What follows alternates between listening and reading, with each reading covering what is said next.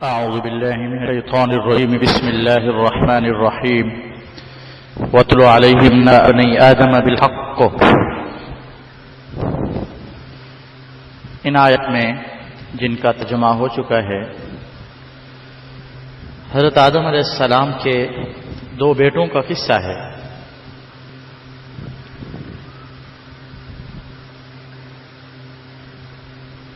اور قرآن کریم اس قصے کو جو بیان کرتا ہے کہ ایک بھائی نے دوسرے بھائی کو قتل کر ڈالا. یہ قصہ کیوں پیش آیا، اس کے اسباب کیا تھے، محرکات کیا تھے، اس حوالے سے مختلف روایات میں جو بات آتی ہے وہ یہ ہے کہ حضرت آدم علیہ السلام کی جو اولاد ہوتی تھی، لڑکے بھی ہوتے تھے لڑکیاں بھی ہوتی تھیں. اس زمانے میں چونکہ نسل بڑھانے کی ضرورت تھی تو اللہ تعالیٰ کی طرف سے یہ اجازت تھی کہ اولاد کا آپس میں نکاح کیا جائے. اب ایک مرتبہ میں جو لڑکا پیدا ہوتا اس کا نکاح کیا جاتا دوسری مرتبہ سے پیدا ہونے والی لڑکی سے. یعنی ایک وقت میں اگر لڑکا لڑکی پیدا ہوئے ان کا آپس میں نکاح نہیں ہوتا تھا. اگلی باری میں جو لڑکا لڑکی پیدا ہوتے تو پہلی باری کے لڑکے سے دوسری باری کی لڑکی کی شادی ہوتی اور اس کے برعکس بھی ہوتا. یعنی نسل آدم کو، نسل انسانی کو بڑھانے کی خاطر اس وقت اللہ رب العزت کی طرف سے یہ اجازت تھی.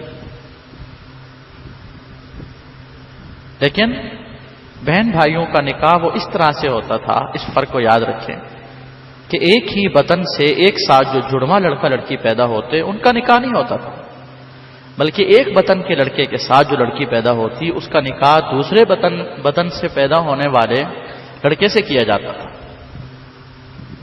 تو دو لڑکے پیدا ہوئے، ایک کا نام تھا قابیل، کھیتی باڑی کرتا تھا، دوسرے کا نام تھا حابیل، اس کے پاس کچھ مویشی تھے دودھ وغیرہ نکالنے کے لیے. قابیل بڑا تھا.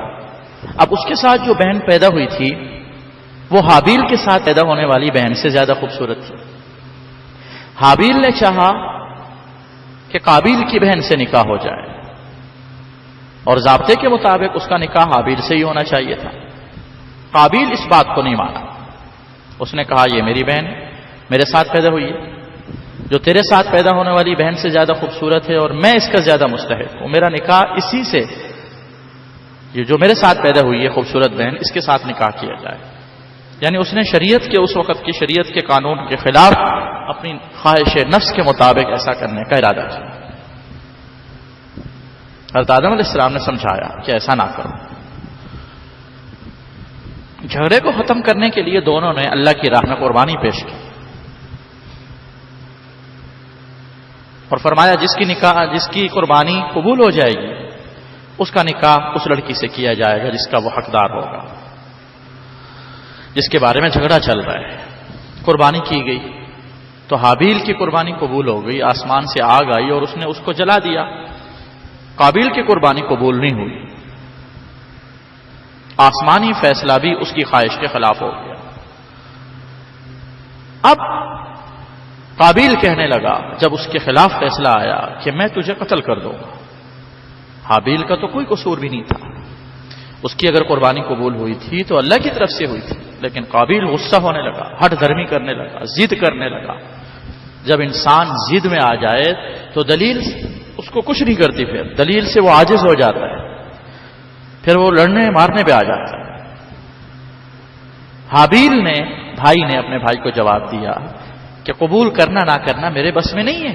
انما یتقبل اللہ من المتقین، پرہیزگاروں سے اللہ قبول کرتے ہیں.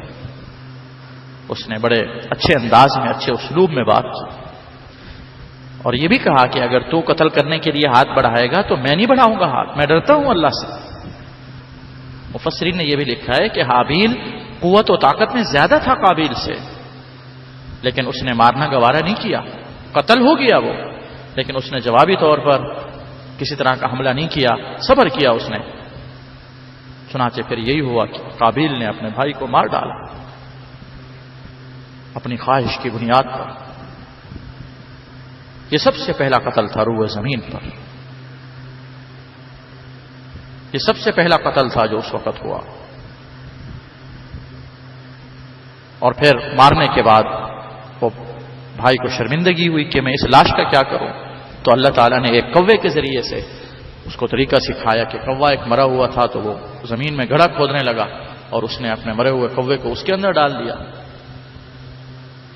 پھر اس کو شرمندگی ہوئی، پریشانی ہوئی، ندامت ہوئی کہ یہ میں نے کیا کر دیا ہے، میں نے اپنے آپ کو گناہ میں ڈال دیا، نافرمانی میں ڈال دیا. آپ صلی اللہ علیہ وسلم نے ارشاد فرمایا قیامت سے پہلے اندھیری رات کے ٹکڑوں کی طرح فتنے آئیں گے. انسان صبح کو مسلمان ہوگا، شام کو کافر، شام کو مسلمان، صبح کو کافر. بیٹھنے والا کھڑے ہونے والے سے اچھا، چلنے والا دوڑنے والے سے اچھا ہوگا. آپ نے فرمایا اس وقت تم اپنی کمانوں کو توڑ دینا، اپنی تلواروں کو پتھروں سے کچل دینا، گھروں میں بیٹھ جانا فتنے سے اپنے آپ کو بچانے کے لیے. پھر تم میں سے کسی کے پاس کوئی شخص قتل کرنے کے لیے پہنچ جائے، تم اس کی طرح ہو جانا جو آدم کے 2 بیٹوں میں سے اچھا تھا، جس نے قتل ہو جانا گوارا کر لیا لیکن خود اپنے بھائی کو اپنے ہاتھ سے مارنا گوارا نہیں کیا.